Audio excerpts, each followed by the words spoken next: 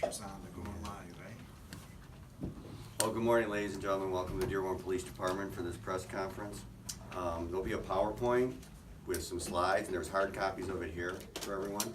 Also, there's going to be some videos, and there's CDs there. Nancy, the Chief Secretary, will send out electronically to the normal distribution list.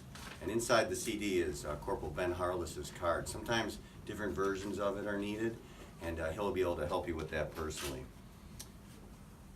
So once again, thank you for being here, and here is Chief Ronald Haddad. Thank you, Lieutenant Marshal. Good morning, ladies and gentlemen. Let me start out by saying thank you. We call the media out. It's usually because we need your help, and today's going to be no exception. We're going to give you a couple of things that we also need. First of all, let me tell you that we've had an epidemic of larceny from autos on the northeast part of our city in the last 2 weeks. And as a result of community and officers working very hard, on August 1st in the 6200 block of Horger, we arrested 2 suspects, a couple from Wayne and Westland, Michigan, for larceny from an auto. And I can tell you that crime, again, knows no borders. And I guess I've been told to also state that everyone is presumed innocent until they're found guilty in court. So there's a disclaimer on every slide, and let me say that everyone is presumed innocent until they're found guilty in court. Those 2 people were arrested. They were very mobile, and I am very confident that a bigger crime spree came to an end because of the citizens' quick call and the officers' fast response.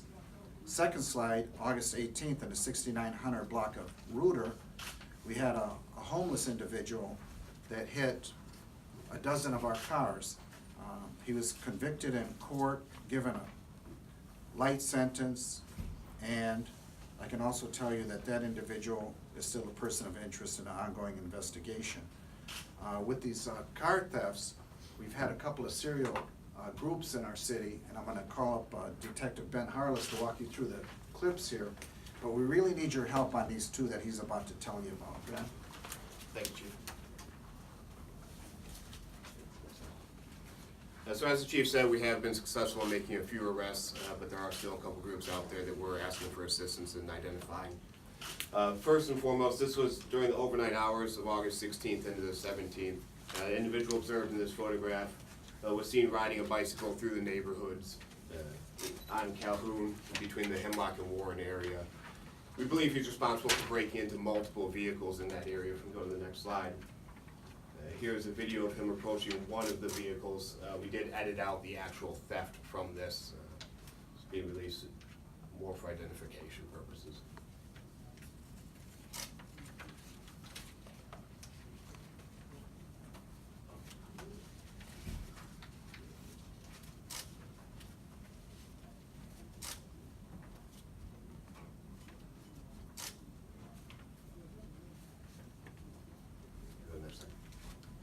Later in the day, these 2 individuals, this slide and on the next slide, were observed at multiple retail locations in the city of Dearborn attempting to use cars that were stolen during these thefts.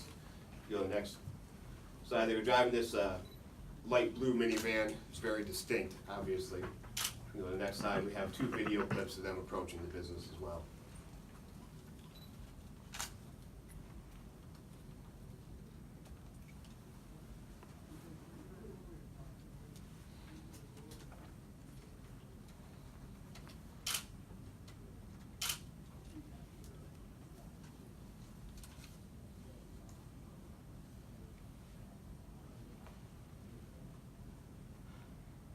In the next case we'll talk about, we've had an individual working in the north end. He's specifically targeting work vehicles, vans and trucks, taking tools out of the back of them. He's been hitting multiple times over the course of a few weeks. If we go to the next slide.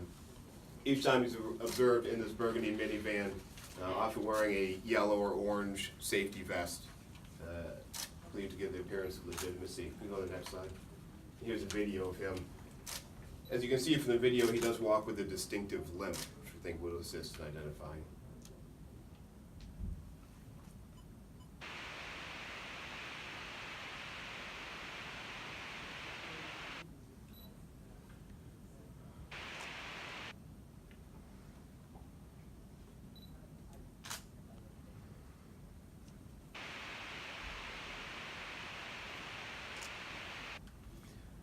So again, we are asking for the public's assistance. If anybody recognizes any of these three individuals, they could contact the Dearborn Police Department. Greatly appreciated. Chief?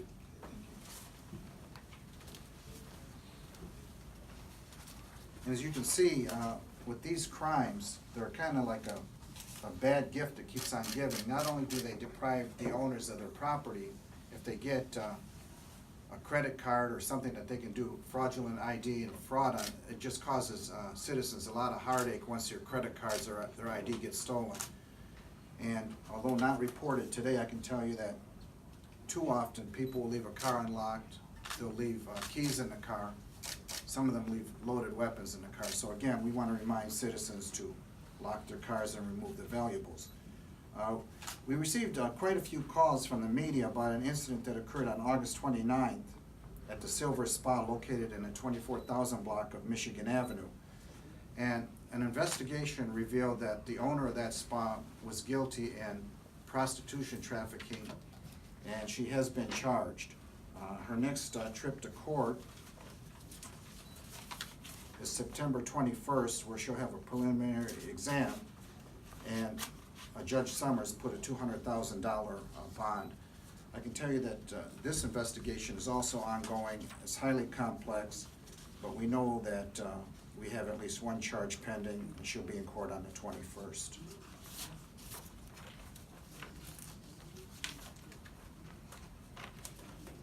The next slide I want to share with you is typical of what happens here in the city of Dearborn that I think citizens take for granted. I can tell you, year to date, I've given you just 3 examples pulled at random from last week. Year to date, the men and women of this department have taken 450 wanted felons on traffic stops. And the 450 I'm speaking of is that they were only wanted on a warrant and it was a felony. It wasn't other crimes such as guns. About 300 times a year they find guns in cars. There weren't active crimes. They stepped between an active crime and a would-be victim in our city by stopping these individuals. And there was common threads that we see with all of these arrests. Number one, they typically don't have good ID on their person. Number two, they invariably have no money or credit cards or any means of immediate support or purpose to be here. And number three, their cars tend to be not registered with the gas gauge on E. But if you look at some of these charges here, these are individuals that come through our city and throughout the region. And I can tell you that, again, 450 to date, our men and women have stopped these individuals and taken them into custody without incident.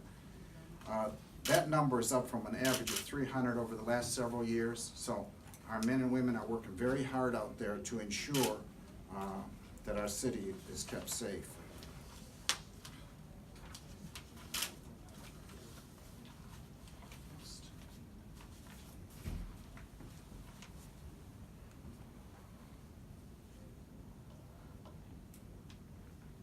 Okay, next, on the 23rd of August, we had a robbery of individuals at Hemlock Park in our city. Our specialty units developed suspects within hours, made one arrest. Turns out to be a juvenile with a firearm replica, and we're still looking for the number 2 guy. I would just ask that if anybody knows anything about that robbery that occurred at Hemlock Park on the 23rd of August, to let the Dearborn police detectives know.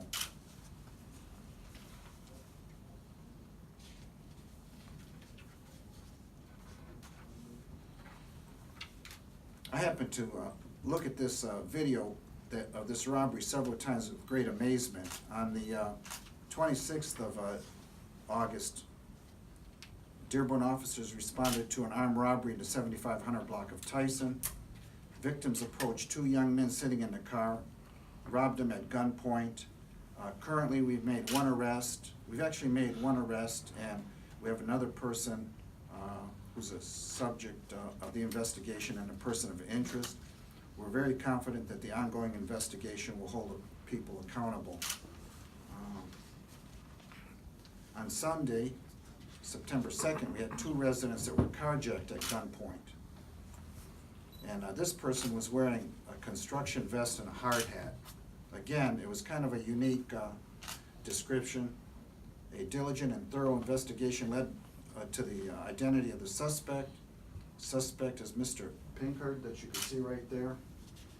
He's currently being held on a $500,000 bond in court.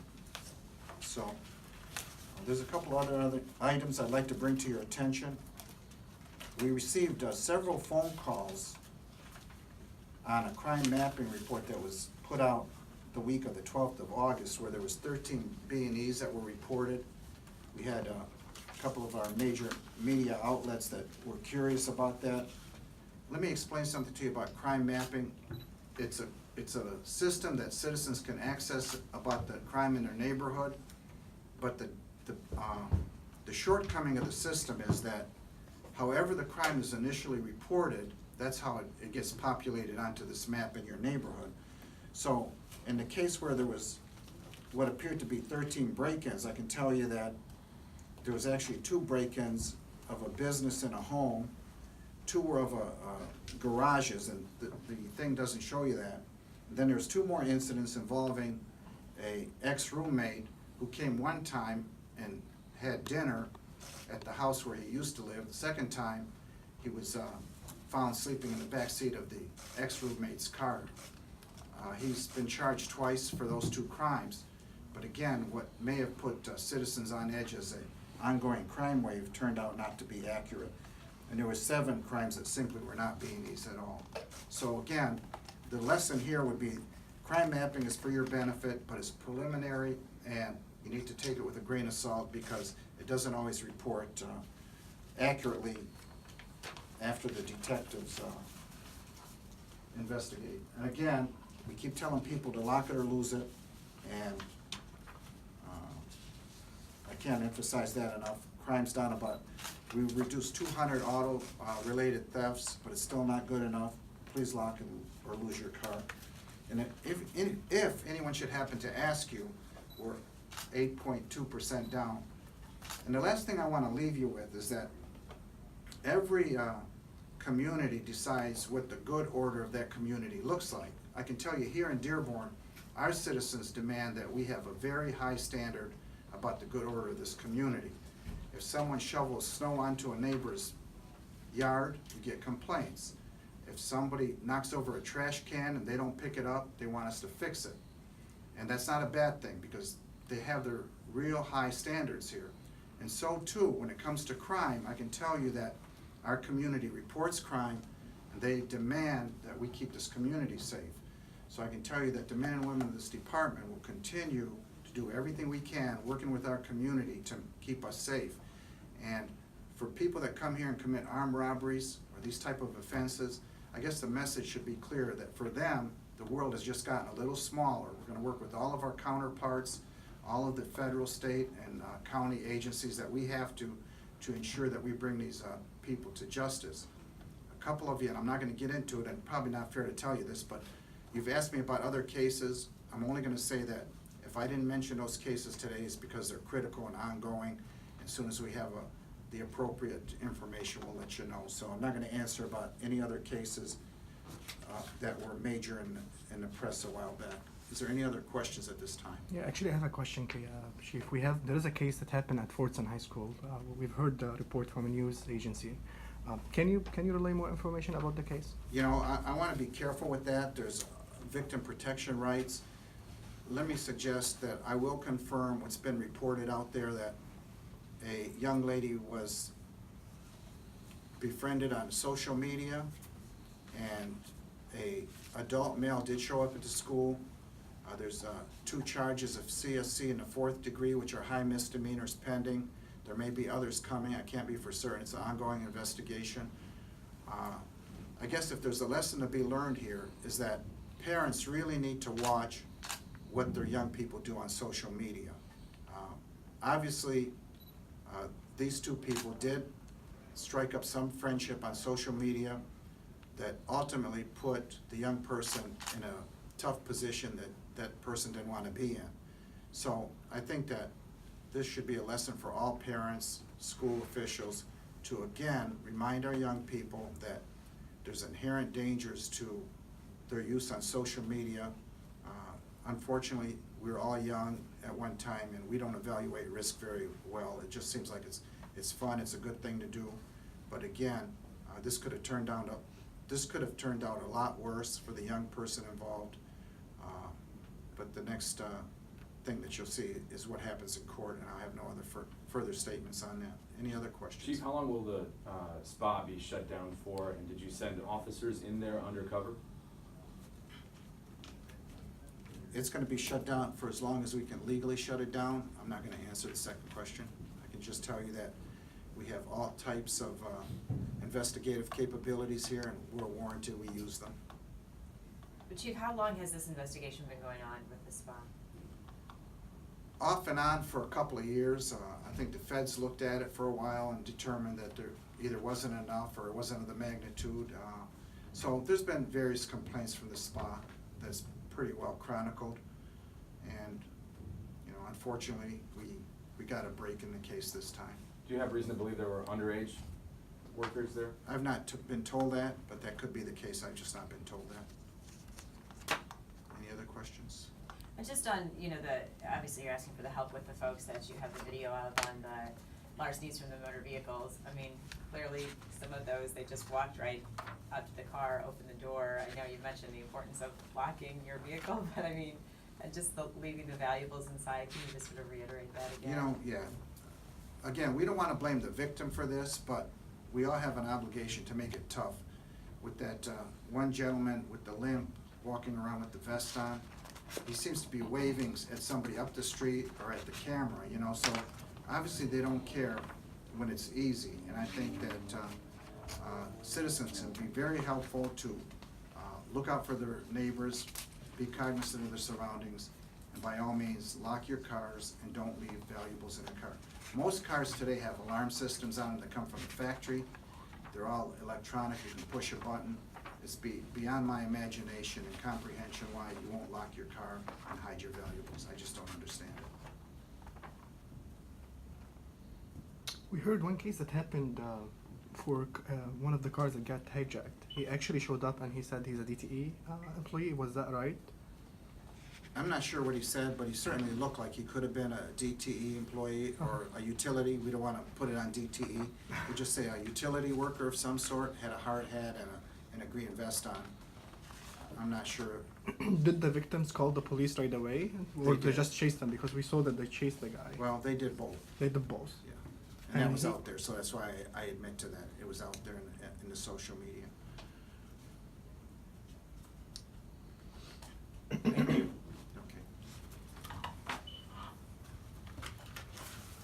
Thank you, Chief. Thank you. Thank you, Chief, appreciate it.